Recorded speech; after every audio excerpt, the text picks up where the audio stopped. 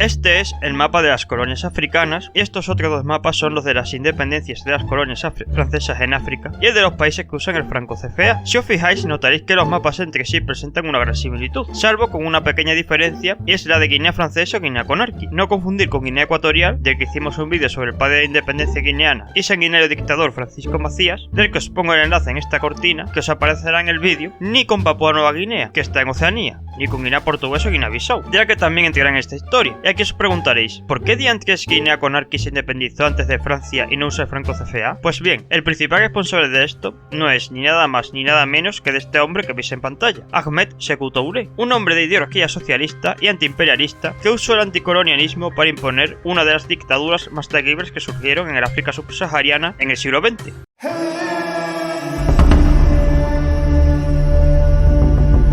Touré nació en fecha desconocida, pues en esa época en el África subsahariana no se solían documentar los nacimientos, y no es nuestro primer sátrapa del continente racializado al que le pasa eso, en la villa de Farajah, en la entonces colonia occidental del África francesa. Algunas fuentes indican que nació sobre 1918, aunque él aceptó la fecha del 9 de enero de 1922 como fecha de su nacimiento. Touré pertenecía a la etnia mandín. De orígenes muy humildes, Touré debió dedicarse a trabajar desde muy joven, y por ello ingresó en la administración postal colonial de Guinea, donde organizó en 1945 el primer sindicato de este grupo laboral. También Touré empezó a estudiar a los autores clásicos del comunismo, leyendo obras de Marx y de Lenin, siendo líder del sindicato del grupo laboral. Touré lideró una huelga de 76 días, siendo la primera huelga exitosa en el África occidental francesa. Poco a poco empieza a ganarse el respeto de los líderes independentistas guineanos, y en 1952 se convirtió en el primer líder del Partido Democrático de Guinea, la rama local del Movimiento Democrático Africano, una organización muy difundida en las colonias francesas de África y que reclamaba la independencia de estas. También fue elegido diputado por las Cortes francesas como representante de Guinea. Poco a poco fue convirtiendo el Partido Democrático de Guinea en un movimiento de masas. También fundó en 1956 el UCTAN, o la Unión General de Trabajadores del África Negra, sindicato referente en el África occidental francesa y que se relaciona con la CGT y el Partido Comunista francés. También fue elegido alcalde de Conakry, actualmente la capital de Guinea Conakry, junto con otros futuros padres de la independencia de naciones africanas como Félix Houphouët-Boigny. Intentaron retomar la independencia de las colonias africanas y criticar con seriedad al gobierno francés. Un año más tarde, en 1957, se celebraron elecciones en Guinea Conakry, en las que Touré, quien después de recorrerse todo el país, arrolla en las elecciones, obteniendo 56 de 60 escaños disponibles, convirtiéndose en primer ministro con tan solo 35 años. Entonces Francia ya había concedido un alto grado de autonomía a sus colonias en África, pues solo quedaban en manos de la metrópoli las relaciones exteriores y la defensa externa, con el fin de que dichas colonias accedieran a la independencia, pero se mantuvieran dentro de la Unión Francesa para preservar los vínculos políticos, culturales y económicos de las colonias y también las de estas con Francia, con lo cual Touré hizo campaña en contra de que Guinea Conakry se integrara dentro de la futura Unión Francesa, algo que sorprendentemente a Touré le salió bien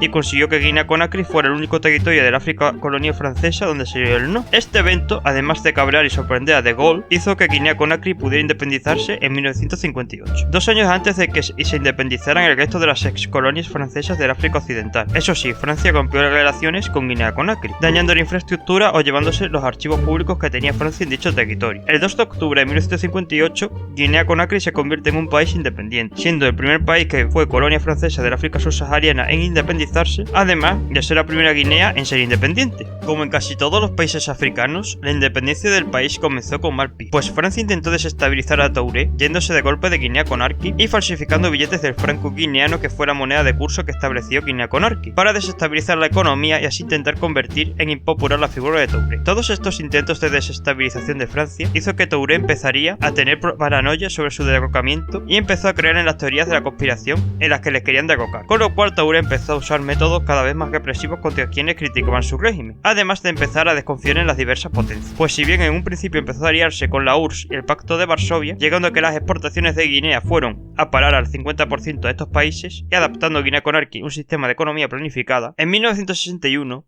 una manifestación en la que los profesores guineanos pedían las mejoras de las condiciones laborales hizo que Touré expulsara al embajador de la URSS en Guinea, al que acusaba de intentar organizar una revolución marxista en el país. El régimen de Touré empezó a cometer juicios breves, ejecuciones públicas, encarcelamiento arbitrario y el uso de la tortura. En 1963, Touré viaja a los Estados Unidos para reunirse con JFK e intentar conseguir financiación. Dado el enfrentamiento que tenía Guinea con la URSS después de la expulsión del embajador de la Unión Soviética, Estados Unidos concede un préstamo de unos 400 millones de euros a Guinea Guinea-Conakry para desarrollar su industria de la bauxita, a cambio de que Guinea-Conakry se muestre neutral en el tablero de la Guerra Fría. Touré para ello hizo que Guinea-Conakry se mantuviera en una posición neutral. Touré también intentó establecer relaciones con el presidente ghanés Nkrumah y el presidente Marin Sheikh, creando el Partido Popular Revolucionario con moderado éxito. Touré poco a poco empezó a perseguir también a los comerciantes y empresarios del país, a los que estos reaccionaron fundando un partido político en 1965, a lo que a Touré no le gustó mucho la idea y arrestó a los líderes de ese partido político y los condenó a muerte. Decir que durante esa época las políticas anticolonialistas de Touré fueron respaldadas por muchos presidentes africanos, si bien ninguno se atenú a hacer lo que llegó a hacer Touré. También financió el Congreso Nacional Africano de Nelson Mandela. Durante finales de los 60 fue la época más tranquila de Touré,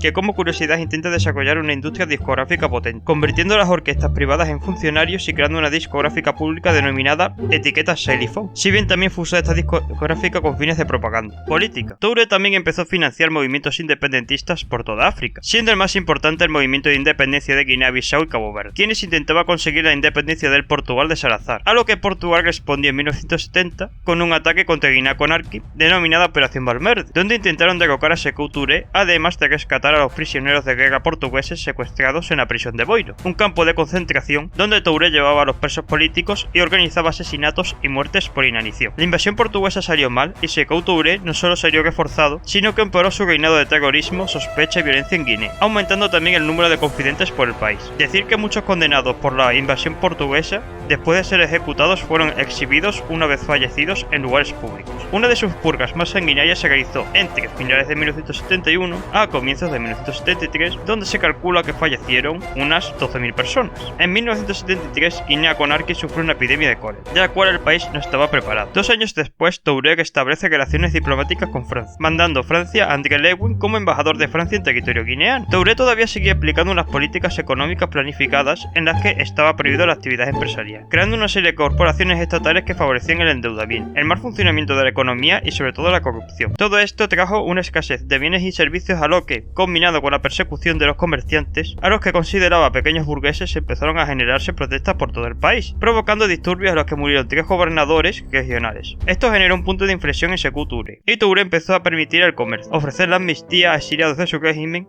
y sacó presos políticos de las cárceles. Un año más tarde, Touré se acercó al bloque occidental y enfrió aún más sus relaciones con la Unión Soviética, rechazando el marxismo. En 1980 se celebraron elecciones en Guinea de lista única para elegir representantes en lista nacional, siendo Touré reelegido sin oposición para los próximos 7 años como presidente. En 1982, Touré viaja a Francia a reunirse con Mitterrand, siendo la primera visita oficial de un presidente guineano en Francia. También adopta una nueva constitución. En 1983, Touré viaja a los Estados Unidos como parte de un cambio de política económica, buscando inversiones occidentales para desarrollar los inmensos recursos naturales de Guinea, diciendo que las políticas marxistas habían fracasado. Vamos, ni Milei en Davos ha llegado a pronunciar unos discursos tan procapitalistas. También anunció cierta liberalización económica que incluía la comercialización de productos por parte de comerciantes privados. El 20 de marzo de 1984, después del Congreso Sindical de la CDAO, declaró la frase "seguiré siendo sindicalista hasta la muerte". Vamos, que el mundo de la poesía se ha perdido una gran figura. Unas horas más tarde empezó a sentirse muy mal. Los médicos marroquíes contratados por Hassan II le diagnosticaron problemas cardíacos. Arabia Saudita envió un avión sanitario para llevárselo a Cleveland, Estados Unidos. Touré murió el 26 de marzo de 1984 a las 3:23 horas en Cleveland durante una operación de cirugía cardíaca. Sus restos fueron expuestos en el mausoleo presidencial. Fue entregado el 30 de marzo en el mausoleo de Camayen, sucediéndole en el poder el que fuera su último primer ministro, Lassana Beaobougui, quien sufrió un golpe de estado la semana siguiente del coronel Lassana Conté, otro sátrapa de cuidado. Conté dejó a Guinea-Conakry con un PIB per cápita menor de $500, además de un legado de unos 50.000 fallecidos según Transparencia Internacional y alrededor del 20% de su población exiliada. Conté fue la ejemplificación del "quítate tú